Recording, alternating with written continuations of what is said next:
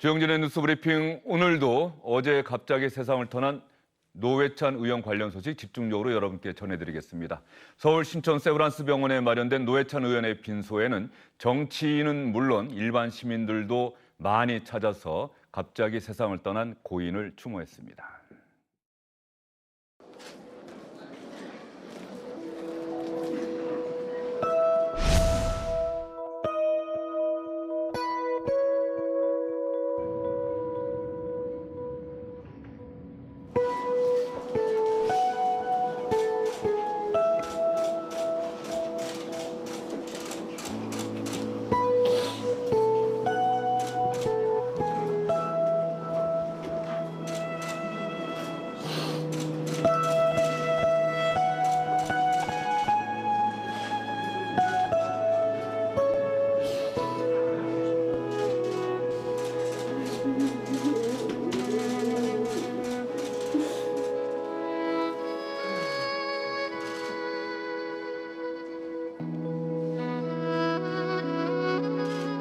노회찬 의원은 진보 정치의 상징이었습니다. 정의로운 사람이었습니다. 우리 모두 기억 속에 사라지지 않을 것입니다.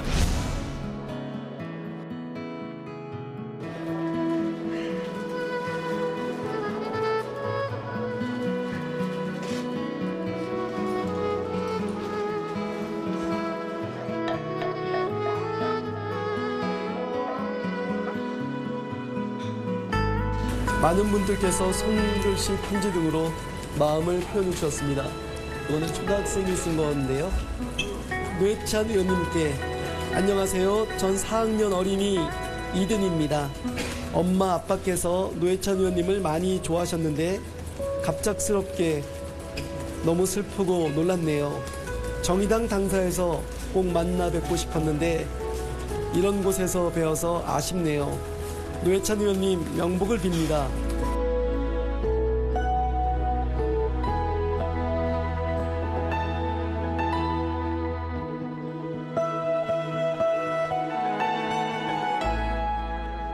초등학교 4학년 학생의 손인사 편지, 손편지 인사가 참 가슴을 울립니다. 엄마 아빠가 정말 많이 좋아하셨는데 정의당 당사에서 꼭 뵙고 싶었는데 이런 곳에서 뵙게 돼서 아쉽습니다. 명복을 빕니다. 이렇게 이야기했습니다. 이상일 전 새누리당 의원, 최창렬 용인대 교수, SBS의 윤춘호 논설실장과 함께 노회찬 의원 관련 소식 여러분께 자세히 전해드리겠습니다. 세 분 어서 오십시오. 일단 빈소에 어제 하루에만 참 많은 분들이 다녀갔다고 하는데 정의당에서 대략 일반 시민분들 한 몇 분이나 다녀가셨다고 얘기합니다. 어제 이제 12시까지 해서 3,000명 정도가 다녀간 걸로 돼 있고요. 3,000명이요? 그다음에 오늘 오전까지 한 700여 명 정도의 조문객이 다녀간 것으로 이렇게 정의당은 추산을 하고 있습니다. 아마 오늘 저녁 때 되면 더 많은 분들이 노회찬 의원의 빈소를 찾아서 그분의 명복을 빌 것 같습니다. 유시민 전 의원, 전 장관, 지금은 이제 작가로 불러야 할 것 같은데 끝내 눈물을 참지 못하는 모습에 상당히 많은 분들이 저 모습 보면서 같이 좀 슬퍼하셨던 것 같은데 말이죠. 그렇습니다. 유시민 작가하고 노회찬 의원은 이제 아주 각별한 관계지요. 노유진이라고 그래가지고 이제 노회찬, 유시민, 진중권 이 세 분이 하는 팟캐스트가 일반인들한테도 굉장히 인기가 높았고요. 그다음에 또 정당 활동도 진보 정당 활동도 몇 년을 같이 한 그런 동지적 관계라고 할 수 있습니다. 나이 차이는 이제 3살이에요. 3살이지만은 3살이란 나이 차이에도 불구하고 두 사람의 어떤 우정, 그다음에 동지애 이런 것들이 저런 유시민 작가의 이제 눈물로 이어지는 것 같고요. 특히 이제 유시민 작가의 저 표정은 한 10여 년 전에 있었던 노무현 전 대통령의 빈소에서 봤던 그 오열하는 모습을 또 상기시켜서 여러 가지를 생각나게 하는 그런 모습이기도 합니다. 이상일 의원님도 노회찬 의원과 의정 활동 같이 하셨습니까? 아주 짧게 했습니다. 예. 19대 때 같이 시작을 했는데 소위 엑스파일 사건으로 소위 의원직 상실 선고가 나와서 한 10개월 정도밖에 못 하셨는데 저는 개인적으로 이 상임위 활동을 같이 한 적은 없고요. 본회의장 같은 데서 이렇게 마주치면 인사 정도 하는 그런 상황이었고 개인적으로는 뭐 깊은 교분은 없습니다만 이 이념이나 어떤 가치에 대한 이런 걸 떠나서 인간적으로 굉장히 소탈한 분 그리고 우리 국민 또 뭐 특히 소외된 분들에 대한 애정이 많은 분으로 이렇게 기억을 하고 있고요. 꼭 이런 선택을 하셔야 됐나 이런 안타까운 마음이 있습니다. 네, 지금 빈소를 찾은 분들이 영상을 통해서 나오고 있는데 방송을 같이 했던 박형준 전 의원 또 김구라 씨의 모습도 보이고 있죠.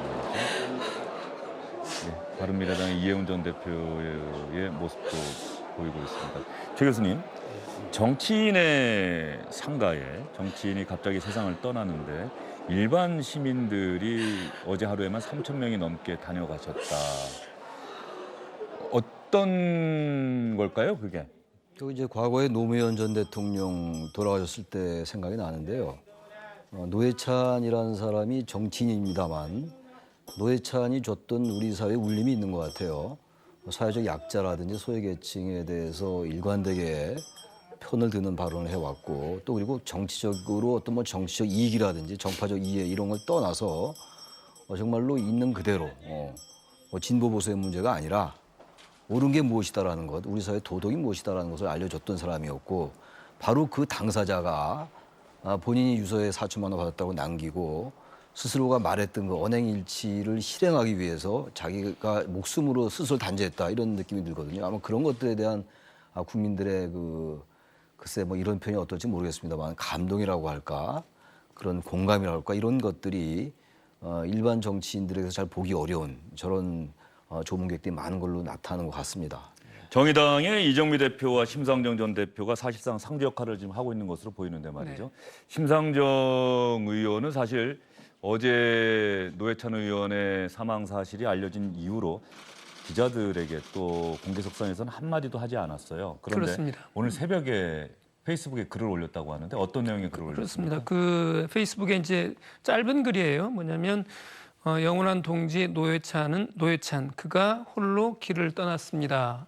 억장이 무너져 내린 하루가 그렇게 갔습니다라고 하는 짧은 글입니다. 저 글이 올라온 시간이 이제 오늘 새벽이거든요. 그렇게 보면 어젯밤 늦게까지 이제 빈소를 지키다가 아마도 뭐 거의 밤잠을 못 이루는 상황에서 얼마나 많은 소외가 있었겠어요. 그거를 저렇게 짧은 두 줄의 글로 이렇게 해서 올렸는데요. 저는 지금 심상정 전 대표 표정에서 참 많은 걸 느끼는 게 예. 공개적인 석상에서는 한 번도 저는 저 눈물 흘리는 모습을 못 본 것 같아요. 물론 이제 카메라가 이제 포착하지 못했을 수도 있습니다만은 굉장히 강한 모습을 좀 유지하려고 그러긴 하는데 아마도 어젯밤에 혼자 있을 때는 뭐 대성통곡하지 않았을까 하는 그런 생각도 해봅니다.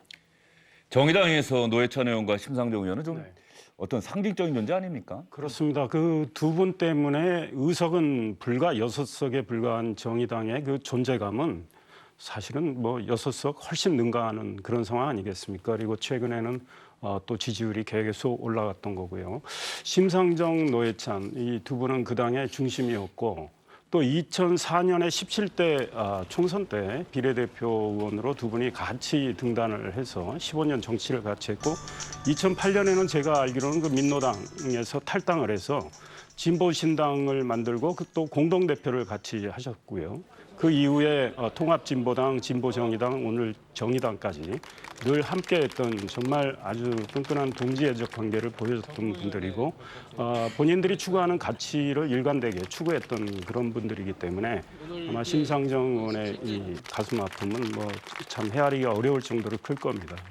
정의당을 이른바 노심초사 뭐 이렇게도 많이들 부르셨대요. 또 기자들도 기사를 그렇게 쓰고 노회찬과 심상정 두 명의 다선 의원 그리고 초선 의원 4명 뭐 이렇게도 불렀다고 하는데 그 상징적인 존재였던 노회찬 의원이 떠난 정의당 앞으로 정의당에 어떤 길을 걸어가야 될까요? 정의당이 지금 뭐 잠깐 앞서서 그 길을 잘 설명해 주셨는데 노회찬 의원이 이제 등장한 게 원내 진출한 게 2004년도 17대 총선 때 비례대표로 들어왔거든요. 심상정 의원도 같이 들어왔죠. 그리고 그때 민노당과 지금의 정의당은 의석 차이는 사실 뭐 지금보다는 그때가 더 많았어요.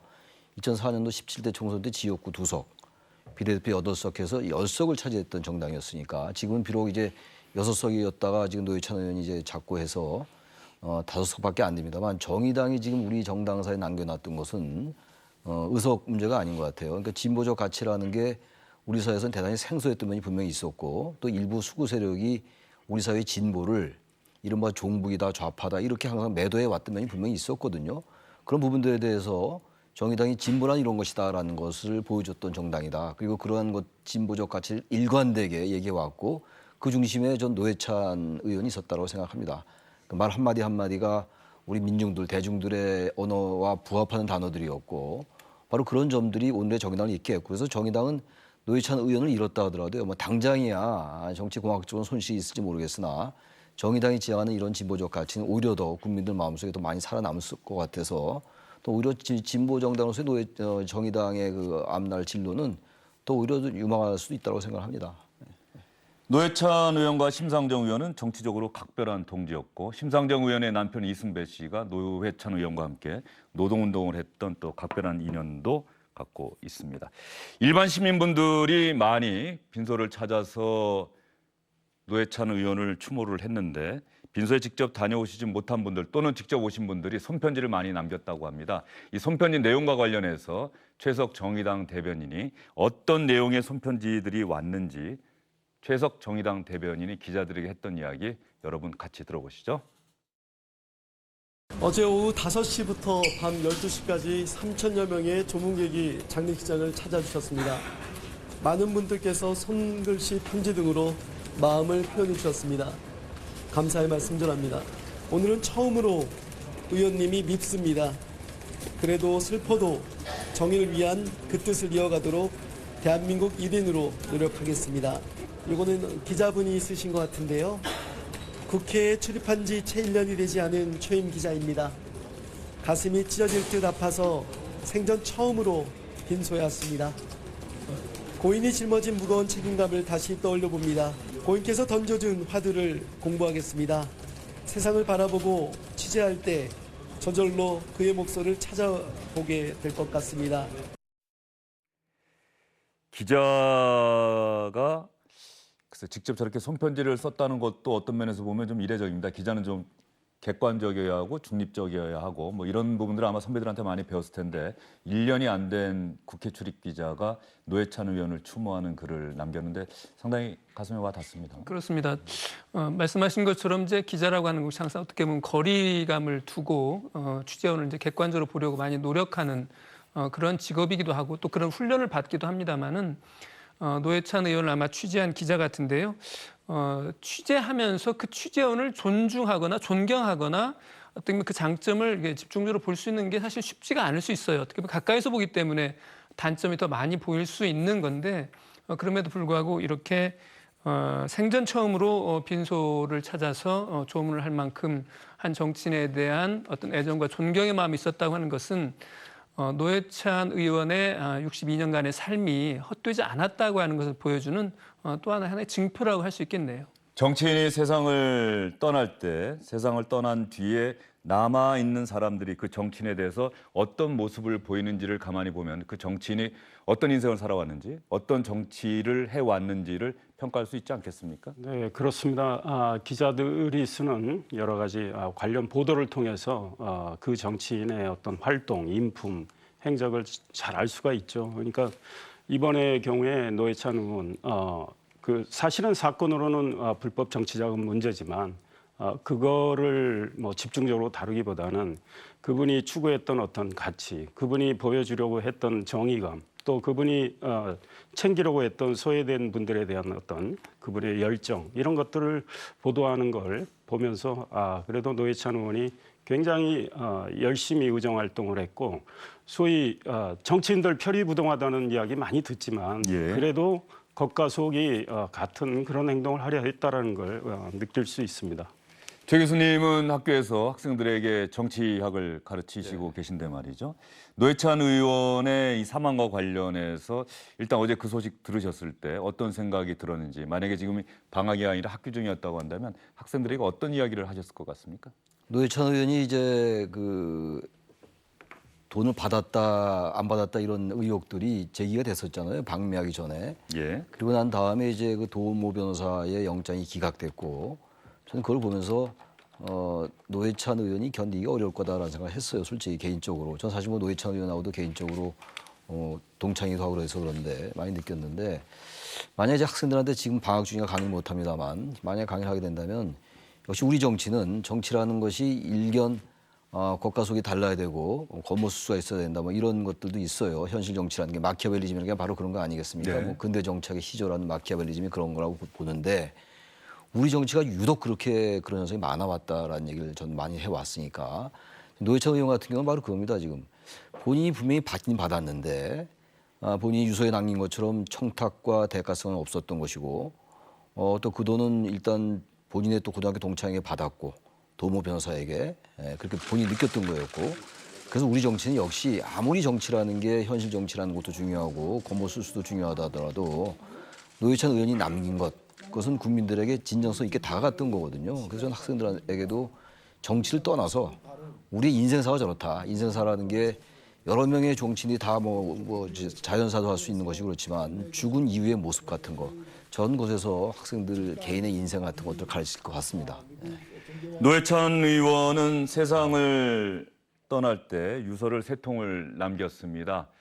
2통은 가족들에게 남겼고요. 1통은 정의당 당원들에게 남겼습니다.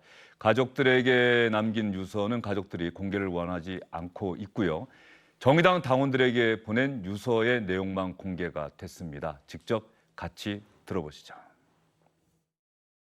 고 노회찬 원내대표님의 유서를 공개합니다. 2016년 3월 2차례에 걸쳐 경공모로부터 모두 4천만 원을 받았다. 어떤 청탁도 없었고 대가를 약속한 바도 없었다. 마땅히 정상적인 후원 절차를 밟아야 했다. 그러나 그러지 않았다. 누굴 원망하랴. 참으로 어리석은 선택이었으며 부끄러운 판단이었다. 책임을 져야 한다. 이정미 대표와 사랑하는 당원들 앞에 얼굴을 들 수 없다.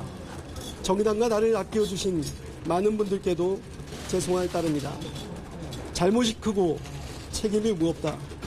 법정형으로도 당의 징계로도 부족하다. 사랑하는 당원들에게 마지막으로 당부한다. 나는 여기서 멈추지만 당은 당당히 앞으로 나아가길 바란다. 정상적인 후원 절차를 밟아야 했다. 이 부분에서 노회찬 의원이 상당히 가슴을 쳤을 것 같아요. 그렇습니다. 그 표현대로 어리석은 선택이었고 부끄러운 판단이었다. 그래서 책임을 져야 된다라고 하는 그 말이 이제 유서의 핵심이었을 것 같습니다. 사실 저희 언론 보도에서 이 자살과 관련한 보도는 굉장히 신중하도록 되어 있습니다. 특히 예. 자살을 미화해서 안 된다고 하는 이제 명문도 있고요. 그렇긴 한데 그럼에도 불구하고 노회찬 의원의 어떤 죽음에 대해서 자꾸 이야기를 하게 된 것은 자신의 허물을 죽음으로 덮고자 한 그런 노회찬 의원의 어떤 선택이 우리한테 어떤 일깨우는 바가 너무 많기 때문인 것 같아요. 앞에서 뭐 거듭거듭 나온 얘기지만은 결국 노회찬 의원의 죽음이 어떤 우리들로 하여금 이렇게 많은 것을 생각하게 하고 많은 이야기를 하게 하는 것은 결국 안 가진 자, 없는 자, 그다음에 또 슬픈 자, 그다음에 억압받는 자를 위한 것이 정치의 본령이다라고 하는 그 어제 문희상 의장의 말이 결국은 핵심인 것 같습니다. 그렇게 살아온 삶이었기 때문에 저희들이 이렇게 긴 시간 이야기를 하고 있는 게 아닌가 싶네요. 노회찬 의원의 유서에 보면은 누구를 원망하랴라고 하는 대목이 있습니다. 여기서 많은 분들이 노무현 전 대통령이 남긴 유서를 보면은 누구도 원망하지 마라라고 하는 또 대목이 있어요. 이 부분을 오버랩 시켜서 또 이렇게 보신 분들도 계실 것 같습니다. 네, 사실은 저도 그 생각을 해봅니다. 정말 정치하는 분들은 교도소 이 담장이를 걷는다는 말도 있는데 언제 어떤 상황에서 잠시 순간의 판단 실수로 또 이런 극단적인 선택을 하게 되는 경우가 있는데 이게 사실은 불가피하다고 하기에는 좀 말씀드리기가 좀 변명 같지만 노회찬 의원도 순간적인 어떤 판단의 실수로 그거를 했던 걸 이런 상황까지 결국 오게 됐는데 아마 마지막 떠나실 때 많이 고심을 하셨을 텐데 그때 아마 그 회한이 있었을 거고 그냥 누구를 원망하랴 이러면서 본인이 남의 잘못에 대해서 상당히 정의감을 가지고 좀 추상같이 꾸짖은 적도 많았는데 이분은 본인에 대해서도 추상같이 결국은 꾸짖은 이런 셈이 됐거든요. 그래서 이런 걸 통해서 정치하는 분들이나 또 우리 국민들이 한번 많은 생각과 성찰을 좀 하면 좋겠다 이런 생각 해봅니다. 유서 내용 보면 정상적인 절차를 밟았어야 했다. 마땅히. 정치인의 정치 자금, 정상적인 절차를 밟아야 했다. 영수증 처리를 했어야 한다는 이야기입니까? 그렇게 해야 되는 거죠. 예. 그런데 아마 처음에는 친구 고등학교 동기가 아마 아무 대가 없이 결국은 선거가 있으니까 필요할 테니 좀 도움이 되겠다 해서 줬을 거라고 생각을 했고 좀 액수가 있으니까 이거를 아마 이렇게 후원금 처리하는데 좀 굉장히 번거롭습니다. 현실적으로는. 큰 액수를 받았을 때 그걸 바로 1인당 500만 원씩 처리하기가 좀 어렵게 돼 있는 게 우리 한국 지금 현재 정치자금법 문제입니다. 보내는 사람은 보내는 사람 이름으로 분명히 상한액인 500만 원까지 처리할 수 있는데 받은 사람은 그걸 그대로 처리하기가 좀 어려운 문제가 있고요. 또 비서들이나 본인이 일일이 하기가 어려우니까 비서들한테 또 맡겨야 되는 문제가 있는데 그런 면에서 판단할 때 잠시 또 친구가 그랬기 때문에 여러 가지 현금이 또 필요했을 겁니다. 그러다 보니까 그냥 쓰게 된 걸로 이렇게 추측이 됩니다. 그 부분 관련해서는 잠시 뒤에 더 세 분과 자세한 이야기를 좀 나눠보도록 하겠습니다. 노회찬 의원이 남긴 유서, 노회찬 의원의 갑작스러운 죽음 뒤에 남은 우리는 과연 무엇을 해야 될 것인지 그 부분 한번 생각을 해보도록 하겠습니다. 노회찬 의원이 세상을 떠난 뒤에 많은 분들이 특히 SNS를 이용하시는 많은 분들이 글을 남기고 계십니다. 그런데 그 글 내용 가만히 보면 시청자 여러분 공통된 측면들이 있습니다. 허무하고 서글프고 황망합니다. 그렇게 가시려고 험한 세월 견디면서 노동자들과 약자들 편에서 그 일생을 바치셨나요? 이 두 번째 글과 같은 내용의 글을 저도 참 많이 봤습니다. 정말 나쁜 인간들은 뻔뻔하게 잘들 사는데 왜 그렇게 가셔야만 했습니까? 해명을 하시지. 강연하다가 받을 수도 있고 실수할 수도 있는데 왜 돌아가십니까? 진짜 우리나라에서 노회찬 의원보다 깨끗한 정치인이 과연 몇 명이나 될까요? 슬픕니다. 제가 본 내용의 글 중에는 그런 글들이 있어요. 수억 원, 수십억 원 받고도 뻔뻔하게 잘 살고 있고 정치 탄압이다라고 주장하면서 여전히 잘 살고 있는 사람들이 있는데 죄송합니다. 어쨌든 몇백만 원이든 몇천만 원이든 불법적으로 정치자금 받았다고 한다면 그것은 현행법상에 의해서는 불법 행위를 한 거죠. 노회찬 의원도 스스로가 인정을 했습니다. 그럼에도 불구하고 노회찬 의원을 향해서는 왜 당신은 그렇게 버티지 왜 못 버티고 세상을 떠났느냐 이런 내용의 글들이 참 많은 것 같아요. 그렇습니다. 어떤 안타까움을 그렇게 표시한 걸 테고요. 또 한 가지는 진보 정치, 진보 정치인들에 대한 우리 사회의 어떤 도덕적 수준, 우리 사회가 요구하는 도덕적 수준이 대단히 높은 것이 사실이에요. 그렇기 때문에 노회찬 의원도 진보 세력의 어떤 도덕적 결함에 대해서 훨씬 엄격한 기준을 들이대는 것을 우리가 이걸 인정해야 된다, 받아들여야 된다라고 이야기를 한 바가 있고요. 또 한 가지 이런 면도 있는 것 같습니다. 노회찬 의원이 사실은 진보 정치인답게 어떤 도덕적 우월성 같은 것이 굉장히 강했던 인물입니다. 그렇기 때문에 잘못된 사람들에 대해서 아주 추상 같은 이야기를 했었고 그런 것들이 이제 이른바 독설이라고 하는 거죠.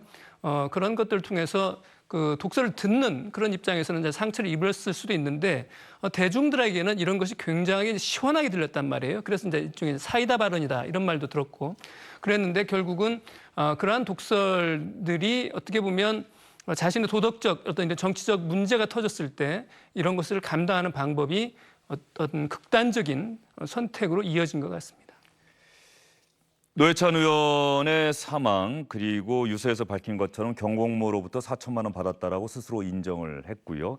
그 정상적인 절차를 밟지 않은 데 대해서 뒤늦게 후회하는 심경도 담았습니다. 그런데 노회찬 의원이 그 부분에 대해서 책임을 지고 스스로 세상을 떠나는 이런 선택을 한 데 대해서 많은 분들이 안타까워하고 조금 전에 SNS 댓글에서도 제가 말씀드렸습니다마는 더 나쁜 짓 한 사람들, 더 많은 돈 부정하게 받고도 여전히 잘 사는 사람들이 많은데 왜 당신만 그런 선택을 하느냐. 이런 글이 많은 분들의 신경을 대변하고 있는 것 같아요. 전 그 사회적 정의의 문제라고 전 귀착이 된다고 생각합니다. 지금 정의당의 이름이 정의당이잖아요. 우리 사회는 역시 정의롭지 못하다라는 생각을 많이 하고 있는 거예요. 그러니까 노회찬 의원이 항상 그런 부분들 대변해 왔던 거죠. 이건 뭐 전 진보적 가치라고 굳이 얘기할 필요 없다고 생각하는데 우리 사회는 언제부턴가 진보 정치는 더욱더 책임져야 된다는 이상한 프레임 같은 게 좀 있는 것 같아요. 노회찬 의원이 얘기했던 것은 우리 사회가 과거 여러 가지 그 산업 성장 과정도 그랬고 거기서 여전히 지금 기득권 구조라든지 이런 게 분명히 있잖아요.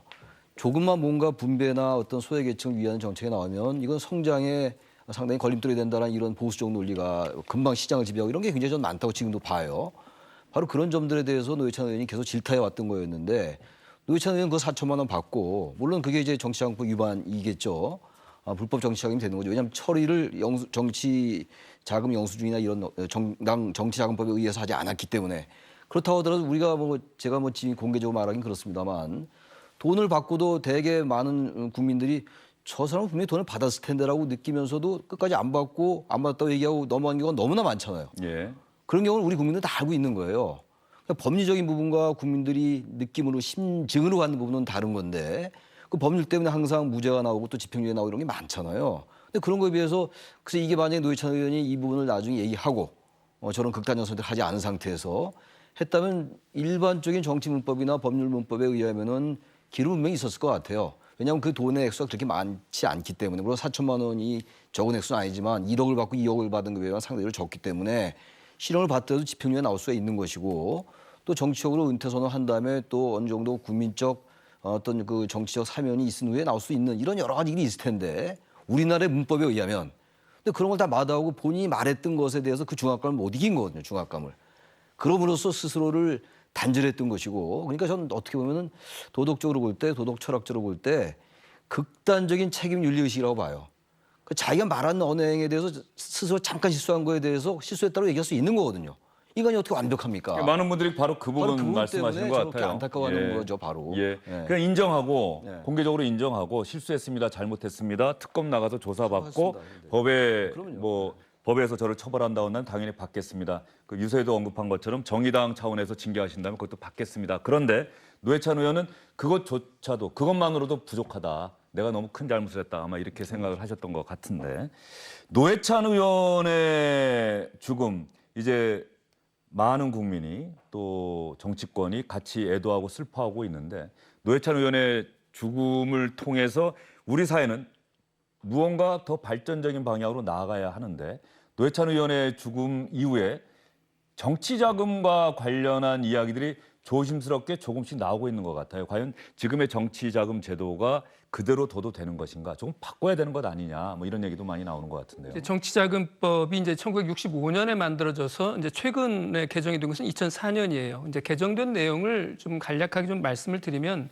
핵심이 소액 다수를 유도하고 그다음에 고액 후원을 좀 막자는 겁니다. 그래서 정치자금의 이제 투명성을 높이자고 하는 것이 2004년 정치자금법 개정안 핵심이에요. 그렇기 때문에 이른바 오세훈법이라고 그렇습니다. 하죠. 그때 예. 같이 만들었던 법인데 그래서 그 정치인한테는요 단체나 기업에서 후원을 못하게 돼 있습니다. 그다음에 정치인은 반드시 후원을 통해서만 받을 수 있게 돼 있어요. 그렇기 때문에 그다음에 이제 최대로 받을 수 있는 게 1억 5천이고 이제 선거가 있을 때는 이제 최대 3억 원까지 2배까지 받을 수 있죠. 그 전에는 어떻게 돼 있었냐면요. 한 개인이 최대 낼 수 있는 액이 1억 2천만 원이었습니다. 그것이 올해는 이제 2004년 이후에는 이제 2천만 원으로 줄어든 거예요. 그러니까 한 사람이 500만 원씩 4명까지 낼 수 있다는 그런 뜻입니다. 그래서 이른바 이제 큰 손을 이제 정치 자금에서 배제하고 소액 다수로 정치 자금을 모아서 이제 최대한 정치 자금의 수입과 지출, 운용을 투명하게 하자라고 하는 것이 지금 현행 정치자금법의 취지죠. 또 하나 말이죠. 노회찬 의원이 경공모로부터 돈을 받았다고 스스로 인정한 시점이 유서에 밝힌 시점이 2016년 3월입니다.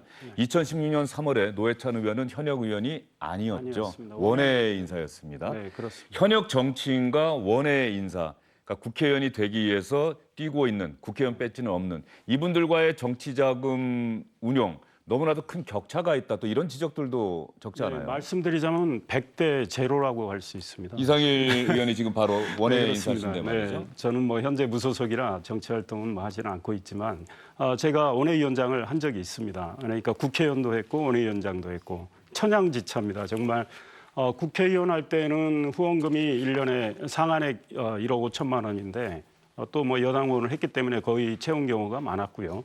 그때 우리 국민들이 정치 자금에 대해서 잘 모르시기 때문에 어떤 분은 가까운 분은 기업 이름으로 또 보내십니다. 그러면은 저희들이 확인해서 돌려드리면 이제 나중에 뭐 또 개인으로도 후원하고 뭐 이런 일이 있고 또 500만 원 이상 보내는 분들도 있어요. 그럼 또 돌려드려야 되고 이런 것들이 있는데 국회의원들은 선거가 있을 때는 3억까지 받고 있고요.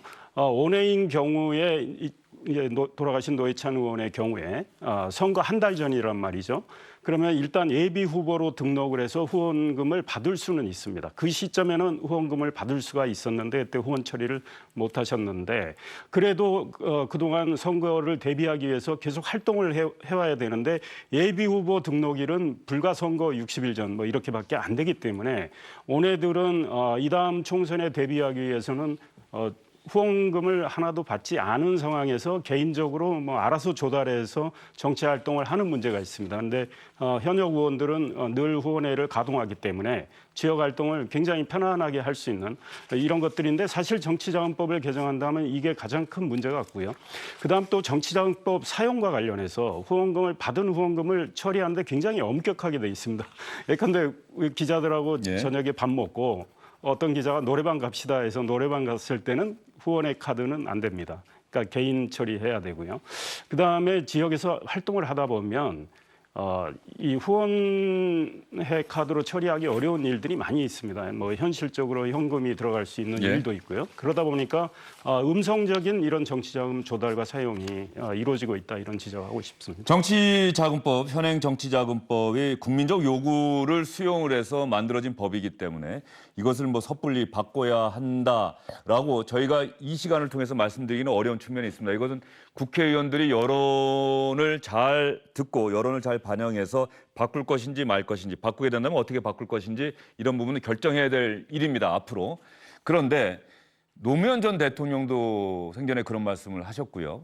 또 지금 정치를 하시는 분들이 여론이 워낙 국회의원들, 정치인들에 대한 여론이 나쁘기 때문에 공개적으로 말은 못하는데 현행 정치자금 제도로는 돈 많은 이른바 정몽준 전 대표 같은 사람 말고는 정치를 하기가 참 어렵다라고 하는 이야기를 하고 있는 게 솔직한 현실이거든요. 최 교수님 동의하십니까? 아니면 지금의 정치자금 제도로도 충분히 좋은 정치 할 수 있다고 보십니까? 지금의 정치자금법 가지고도 할 수 있죠. 그러나 인간이 하는 것이기 때문에 인간이 아니라면 그게 가능한데 욕망 있는 인간이고 정치 권력을 탐하는 정치인들이기 때문에 저는 그런 말씀에 동의를 합니다. 기본적으로. 앞서 이상일 의원도 말씀하셨습니다만 기본적으로 정치자금법이 너무 사용처에 대해서 너무 특정을 많이 해놨어요.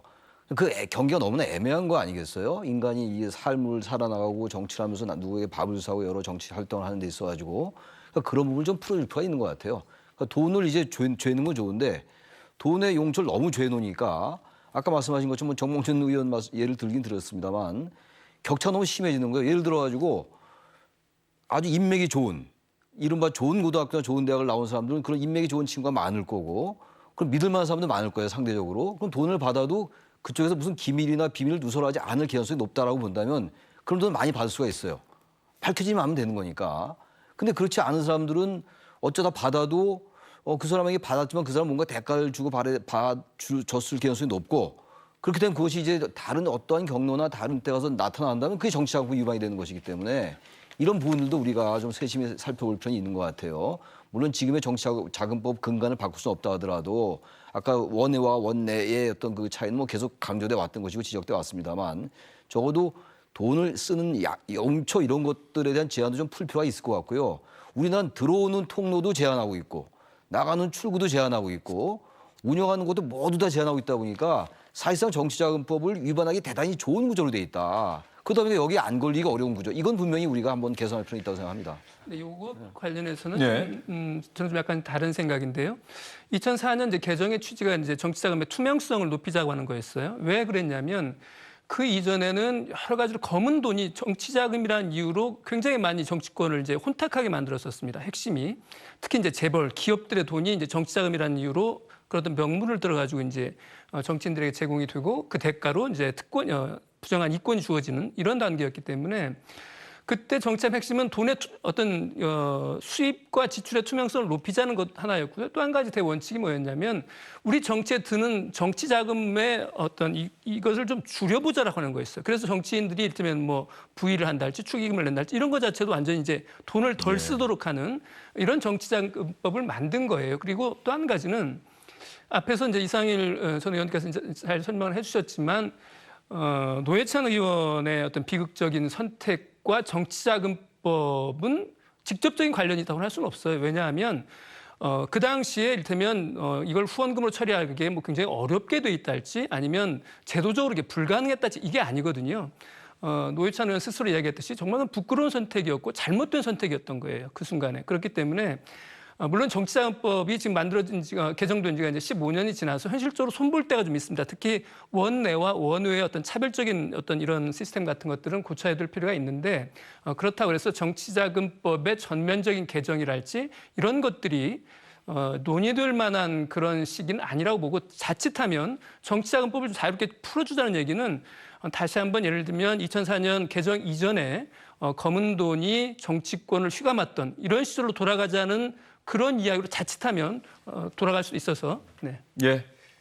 지금 세 분이 서로 다른 시각에서 말씀을 해주셨는데 어쨌든 간에 노회찬 의원 그리고 노회찬 의원이 몸담고 있던 정의당은 누구보다도 그 어떤 정당보다도 현행 정치자금법을 더 엄격하게 고쳐서 적용하자 이렇게 주장해 왔었습니다. 그런데 노회찬 의원이 4천만 원이라고 하는 정치자금을 영수증 처리하지 않고 받았다, 불법적으로 받았다라고 하는 혐의를 받았고 이것 때문에 스스로 목숨을 끊는 일이 생겼습니다. 그래서 SNS상의 글을 보면은 노회찬 의원 같은 사람들이 정치를 더 열심히 할 수 있도록 정치자금법을 조금 손봐야 되는 것 아니냐 이런 글들이 조심스럽게 올라오고 있습니다. 그런데 윤춘호 시장이 얘기한 것처럼 또 최 교수님 이상일 의원께서 말씀하신 것처럼 어떤 방향이든 간에 이것을 결정하는 것은 국민의 여론입니다. 정치권이 스스로 해결할 수 있는 문제는 아닙니다. 국민의 여론이 과연 어느 방향으로 갈 것이냐. 돈은 더 풀되 이제 정말 정치자금법 조금만 어기면 다시는 정치할 수 없게 그런 방향으로 바꿀 것이냐 아니면 지금처럼 엄격하게 사용처를 제한하는 지금의 정치자금 구조를 유지할 것이냐 이 부분 결정할 수 있는 것은 국민이고 시청자 여러분인 것 같습니다. 노회찬 의원 이야기하고 있습니다. 노회찬 의원이 생전에 세상을 떠나기 직전에 어떤 이야기들을 이 세상에 남겼는지 주영재 뉴스브리핑 팀이 오늘 아침부터 노회찬 의원의 발언을 열심히 찾아봤습니다. 노회찬 의원 하면은 가장 먼저 떠오르는 것은 서민과 노동자의 벗, 누구보다도 가까웠던 정치인 이런 이미지가 떠오르시지 않습니까? 노회찬 의원의 이야기 직접 들어보시죠. 노동시간 단축은 기존의 장시간 노동체제를 탈피해 인간다운 삶을 확대하는 취지로 도입된 것입니다. 정의당은 노동시간 단축이 애초의 취지대로 제대로 시행되도록 노력할 것입니다. 그러나 더욱 중요한 것은 최저임금만으로 사회적 약자를 보호할 수 없다는 사실입니다. 정부와 국회는 더 가감한 정세로 복지에 필요한 재원을 대폭 확대하고 그 재원으로 사회 안전망 확충과 복지 확대에 나서야 합니다. 을대 을이 싸우는 나라가 아닌 복지국가가 필요합니다. 두 번째 발언이 노회찬 의원의 생전 공식석상에서 마지막 발언이다 이런 얘기가 있더라고요. 그렇습니다. 저 발언이 이제 마지막이었고요. 그 뒤에 이달 18일 날 이제 미국 방문을 한 것이 이제 공식적인 일정의 마지막이었습니다. 그리고 나서는 이제 모습을 볼 수가 없었죠. 예. 노회찬 의원이 김종필 전 총리가 세상을 떠났을 때 상가에 찾아가서 직접 조문하기도 했었습니다. 이때는 또 기자들에게 어떤 이야기 했는지 저희가 찾아봤습니다. 예, 제 고등학교 때 김종필 총리께서 현직 총리셨습니다. 이로써 박정희 시대는 정치적으로 오래전에 끝났지만 김종필 총리의 서거로 박정희 시대가 인적으로도 막을 내리고 있다 이렇게 생각합니다. 어쨌든 대한민국이 이제 박정희 시대와 전면적으로 작별하는 순간이 온 것 같습니다. 고인의 명복을 진심으로 빕니다. 개헌과 선거제도 개혁은 시대의 요청입니다. 국민에 대한 약속입니다. 연내 개헌을 위해서 즉각 모든 정당들은 즉각 개헌을 위한 협의에 나서야 됩니다. 어떠한 이유로도 어떠한 명분으로도 이것을 막아서는 안 될 것입니다. 그동안 서남으로 불려왔던 서울대 50대 남성의 대법원 구성에 다양성을 부여하는 임명제청이라는 점에서 환영할 만합니다. 정의당은 새 후보자가 대법관으로서 도덕성, 민주적 가치관, 능력 등을 가지고 있는 것에 대하여 더욱 철저히 대법관을 검증하여 민주주의를 지키는 최후의 보루로 불리는 사법부가 제자리를 잡도록 할 것입니다. 이는 국민에 대한 국회의 직무유기를 반복하는 것입니다. 이러한 직무유기를 막아야 합니다. 이제 본격적으로 하반기 국회가 우리 앞에 펼쳐지고 있습니다. 촛불 이후에 많은 사람들이 세상이 바뀌기를 원했지만 대통령 한 명 이외에는 별로 바뀐 게 없다는 것이 세간의 평가입니다. 이 몫을 누구에게 미룰 것이 아니라 우리 스스로 국회에서부터 해결해 나가야 된다고 생각합니다. 촛불 이후에 대통령 한 명 바뀐 것 말고는 별로 바뀐 게 없다는 것이 세간의 평가이다. 이 몫을 누구에게 미룰 것이 아니라 스스로 국회에서부터 해결해 나가야 한다. 노회찬 의원의 핵심, 전곡을 찌르는 촌철, 살인, 유머, 위트, 풍자 뭐 이런 부분들 앞으로 참 많이 그리워질 거다 이렇게 얘기하시는 분들이 많아요. 네, 그럴 것 같습니다. 그리고 의석 6석의 정의당의 원내대표를 하셨지만 노회찬 의원이 살아계실 때 하신 여러 가지 아주 전곡을 찌르는 그 말씀은 사실 훨씬 무게감 있게 국민들에게 다가갔고 또 언론들도 그렇게 크게 보도를 했고요. 사실은 보수 정당과 여러 가지 가치의 차이는 있습니다. 그러나 그럼에도 불구하고 저분이 진정성 있게 추구했던 저런 점들은 굉장히 울림이 있을 거라고 생각을 합니다. 네. 노회찬 의원이 어제 갑작스럽게 세상을 떠났습니다. 어제 노회찬 의원은 정의당 회의에 참여해서 이런 이야기를 하려고 했다고 합니다. 노회찬 의원이 미처 하지 못한 이야기를 여러분께 보여드리겠습니다. 삼성전자 등 반도체 사업장에서 백혈병 노동자 조정 합의가 이루어졌다. 반올림과 수많은 분들께 감사의 말씀을 드린다. KTX 승무원들 역시 복직 투쟁을 마감하고 코레일 사원으로 입사하게 됐다. 축하의 인사를 전한다. 이번 합의를 계기로 다시는 이런 일이 반복되지 않기를 바란다. 마지막까지 노동자들의 편에 서는 노동자들을 생각하는 그런 발언을 준비했던 노회찬 의원. 노회찬 의원이 어제 갑작스럽게 세상을 떠났습니다. 노회찬 의원의 빈소에는 정치권 인사뿐 아니라 일반 시민들도 많이 찾아가셔서 노회찬 의원을 추모하고 있습니다. 세 분 오늘 말씀 잘 들었습니다.